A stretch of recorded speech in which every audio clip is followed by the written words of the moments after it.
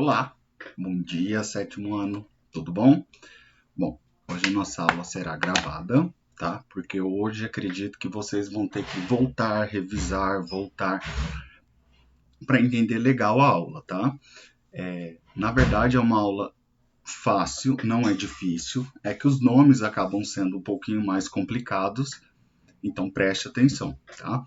Vai buscar o seu caderno para você anotar ou anote na apostila, tá? Enquanto isso, quem já está pronto aí já pode fazer os desenhinhos, tá?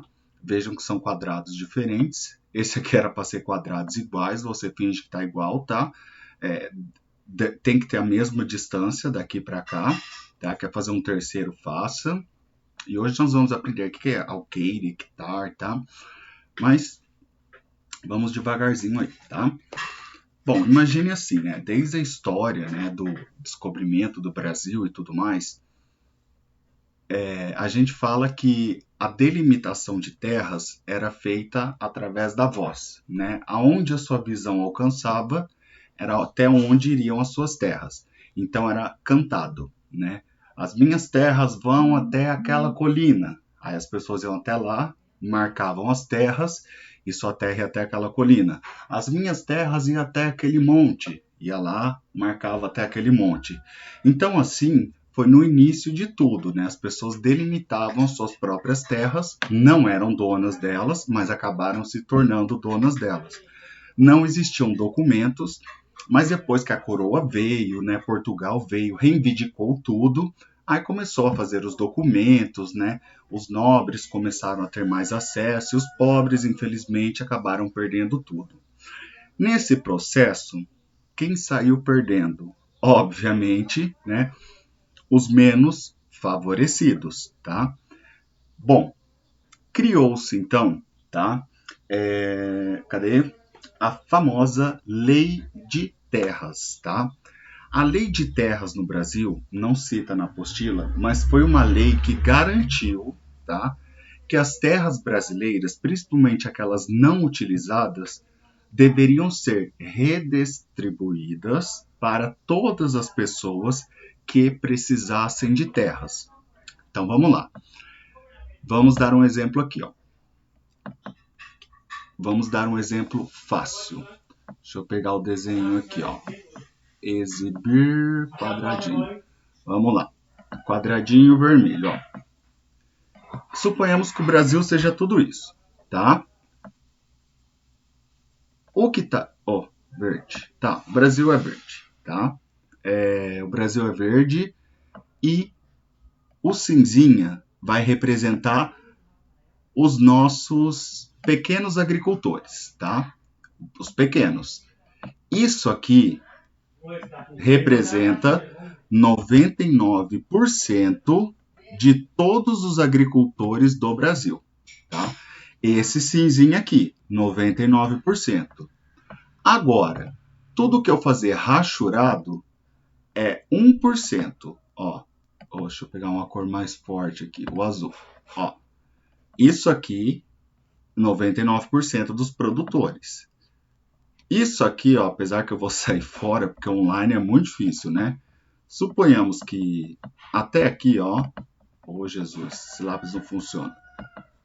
Daqui até aqui, menos aonde está os 99%, eu tenho 1% dos agricultores, né? Esses são os grandes agricultores, os donos das grandes terras no Brasil. Mas por que não sai 1%? Agora saiu 1%. Sobrou isso aqui, não sobrou? Legal. Isso aqui que sobrou, e eu não sei porque eu consigo tirar toda vez isso aqui. Isso aqui que sobrou, ó, essa partinha aqui, ó, a gente chama de terras devolutas. Na verdade, essas terras, tá? Isso aqui que sobrou, ó. Essas terras, elas pertencem a esse 1%. Só que as terras devolutas, elas não são utilizadas para nada. Terras devolutas. Elas não são utilizadas porque já são terras inférteis. Mas o que eles fazem? Tá? Aqui tem até o nome. Chama-se especulação fundiária. Eles esperam anos e anos e anos até que o Estado tente comprar essas terras para poder distribuir ou tentar plantar alguma coisa aí. Então, isso é uma especulação fundiária, tá? Olha que interessante, eles pensam lá na frente. Então, pensando nisso, né, obviamente, seguindo a história, vai surgir o INCRA, tá? Quem que é o INCRA? INCRA, Instituto Nacional de Colonização e Reforma Agrária. O INCRA vai surgir justamente para arrumar toda esta bagunça e falar assim: não, peraí, eu não posso ter uma terra aqui, uma terra assim. Eu preciso igualar essas terras. Por quê? Se você olhar no Brasil, ó, 99% tem um pedacinho minúsculo, 1% tem quase todas as terras no Brasil. Ou seja, você conclui que as terras no Brasil são distribuídas igualmente ou desigualmente? Desigualmente, não é? A maioria dos nossos agricultores tem isso aqui. A minoria que é para exportação é isso aqui. Eu vou dar um exemplo para vocês da sojicultura. O que é sojicultura? O plantio da soja. O plantio da soja, geralmente, ele é feito na onde? Monocultura. Aonde? Latifúndio. Plantações grandes, destinadas a onde? Exportação, uso de máquinas. Não vai se plantar soja em um lugar pequenininho, em um lugar minúsculo, não. Vai usar tratores, máquinas e vai mandar para outro país. Por isso que nós somos o segundo para primeiro país maior exportador de soja do mundo, tá? Bom, também temos uma cultura heterogênea, tá? A agricultura do Brasil, o que significa heterogênea? Nós plantamos milho, plantamos tabaco, plantamos algodão, plantamos mandioca. Então, essa mescla de plantações nos dá o caráter heterogêneo. Mas cabe a nós entendermos agora o que significa esse módulo rural. Então, significa assim, gente, ó. O módulo rural, na verdade, é uma simples definição, ó, deixa eu sair daqui. É uma simples definição, ó, área suficiente para garantir ao trabalhador o rendimento mínimo para sua sobrevivência, com metragem fixado pela região. Então, seria assim, vamos garantir assim, o módulo rural seria como, suponhamos que no estado de São Paulo inteiro, todo módulo rural vale 5 alqueires. Pronto, fixamos isso. No estado do Amazonas, todo módulo rural vale 15 alqueires. Isso é decidido por eles na legislação de cada estado. Então, cada estado decide o seu módulo rural. Tá? Então, o módulo rural ele é feito por estado. Pode ser por município? Pode ser, mas geralmente a gente fala que no município a gente usa o módulo fiscal. O fiscal ele é mais próprio para uma região menor. Às vezes para a região de Prudente, tá? Aí você usa um exemplo, talvez para a região de Marília, aí você usa módulo fiscal. O fiscal é um exemplo, Oswaldo Cruz. Talvez um alqueire em Oswaldo Cruz vale, um módulo rural em Oswaldo Cruz vale 2 alqueires. Um módulo rural em Adamantina vale 2,2 alqueires, porque depende da região e da cidade.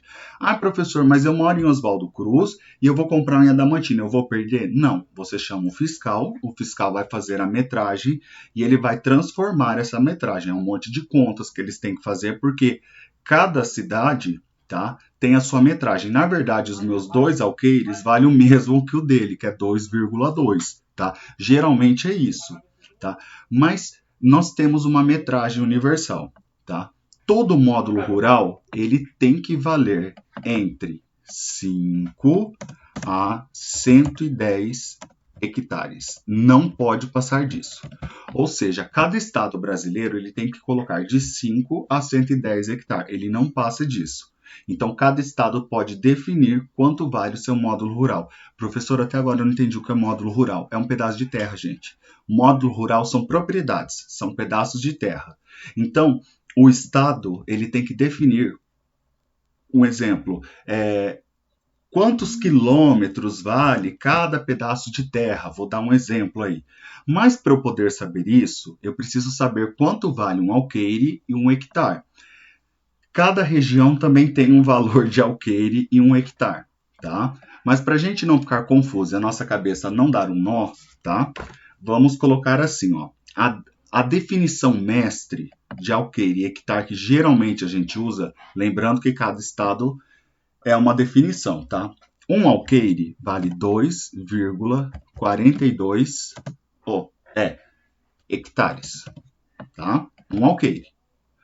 Um hectare vale, deixa eu descer aqui, um hectare vale 10.000 metros.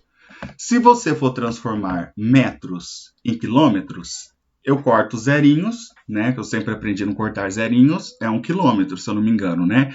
Então, um alqueire dá mais ou menos 1 quilômetro. Não, um hectare dá 1 quilômetro. Um alqueire vai dar 2,5 quilômetros, mais ou menos, não é? Então, um módulo rural vai dar mais ou menos, ó, se é 5 hectares, você coloca aí de 10 a 15 quilômetros. Quanto maior o alqueire, maior é o módulo rural, tá? Mais ou menos para vocês entenderem. Então, tudo é calculado pelo alqueire. Então, eu tenho que saber que o hectare vale 1 quilômetro. E geralmente é calculado por 2,42. Esse é o valor do hectare. Então vamos lembrar, o módulo rural ele é universal para o Brasil. Geralmente todos os estados seguem esse padrão, de 5 a 110 hectares. O módulo fiscal ele é usado no município ou na região. Região de Prudente, região de Bauru, aí tudo depende da legislação, tá? Então, exemplo, Oswaldo Cruz pode ser 2 hectares, Adamantina 2,2, Lucélia 2,1. Aí o módulo rural varia, ele é a mesma coisa que o módulo rural e módulo fiscal. A diferença é, ele não segue o mesmo padrão. Aqui eu vou colocar uma padronização, tá?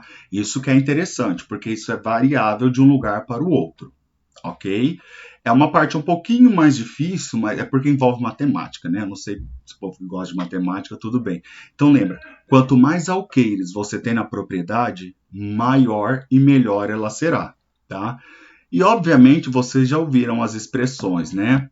Sítio, fazenda, sabem qual que é a diferença delas? Vamos lá. Uma chácara. Uma chácara, ela tem até 5 alqueires. Olha só, para você aprender a chamar o lugar onde você vai. Um sítio, ele tem de 5 a 40 alqueires. Aí você vê qual que você tem ou que você já foi. Agora, uma fazenda, essa superior a 40 alqueires, tá? Esse povo aqui do 1% é superior a 40 alqueires, tá? O sítio e a chácara tá aqui no 1%, tá? Então, a fazenda tá tudo aqui. E geralmente você encontra no Mato Grosso do Sul. Então, o INCRA, né, ele viu que, um exemplo, muitos fizeram o processo de grilagem, que é a falsificação dos documentos, né, que eles colocam na gavetinha, que eu já expliquei para vocês. Coloca na gavetinha com um monte de grilos, os grilos soltam aquela substância, envelhecem um documento, falsificam em cartório. Por quê? Para tomar as terras que o dono não cuida. Aí o MST vai lá. O que é o MST, professor? Pelo amor de Deus. É o Movimento dos Trabalhadores Rurais Sem Terra, tá? MST. O que é esse movimento, né? Ele surgiu, né, junto com o Lula. E o MST é esse povo da bandeirinha vermelha. E eles invadem as propriedades devolutas, geralmente era para ser devolutas, e eles fazem acampamentos exigindo a reforma agrária. O que é reforma agrária? Que o país devolva essas terras que ele não use para as pessoas que não têm aonde morar. Então, essa é a política do MST. Então, eles marcham, eles andam passando de sítio em sítio, porque eles falam que as terras no Brasil estão assim, ó. Ela é má distribuída. Eles gostariam que esses 99% aumentasse. que esses 99% estejam aqui, ó. Eles crescessem, ó. Distribuísse certo. Pegasse essas terras aqui que ninguém usa, dá para eles. Ou dá para esses agricultores aqui. Mas use, não deixe elas paradas. Isso é que o MST luta. Às vezes eles invadem, às vezes tem violência, às vezes não. Então tem os seus prós e os contras. E o nosso debate será sobre isso. Mas eu vou comentar somente na sexta-feira. Então sem ansiedade aí, tá? Então, isso é um tipo de movimento social. Então, é um tipo de luta, né, que eles têm para poder conseguir algo que o Estado não os deu, né? As pessoas estão em situação de fome, as pessoas não têm o que comer, eles vão lutar por terras onde não tem pessoas que moram. Claro que já aconteceu deles invadirem lugares onde tem pessoas que moram, chamam a polícia, soltam os cachorros atrás deles, mas geralmente a luta deles é pelas terras devolutas. Lembrando, uma vez eu coloquei na prova, qual o nome das pessoas que lutam pela reforma agrária? Colocaram MST. Não. Movimento Rural dos Trabalhadores Sem Terra, tá? Movimento